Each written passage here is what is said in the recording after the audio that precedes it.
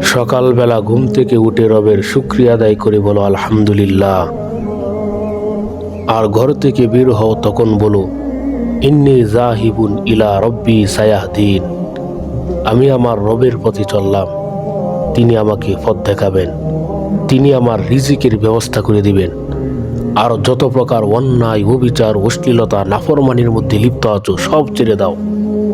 কারণ যারা এখনো তওবা করতে পারেনি তারা শুধু আফসোস করবে। আর তুমি তো সেই রবের গোলাম। লা তাকুনাতু মির রহমাতিল্লাহ, সেই রবের রহমত থেকে নিরাশ হয়ে যেও না। হাজার হাজার কোটি কোটি পরিমাণ যে গুনাহ করেছে আল্লাহ তাআলা তাকেও কিন্তু মাফ করে দিয়েছে। তিনি হচ্ছেন রহমান, তিনি হচ্ছেন রহিম, তিনি হচ্ছেন মালিক, তিনি হচ্ছেন কুদ্দুস, তিনি হচ্ছেন ওহুয়াল গফুর ওয়াদুদ, তিনি হচ্ছেন ক্ষমাশীল, তিনি হচ্ছেন দয়াময়। তিনি তোমার জীবনের সমস্ত গুনাহ মাফ করে দিবেন। সেই রবের রহমত থেকে নিরাশ হয়ে যেও না।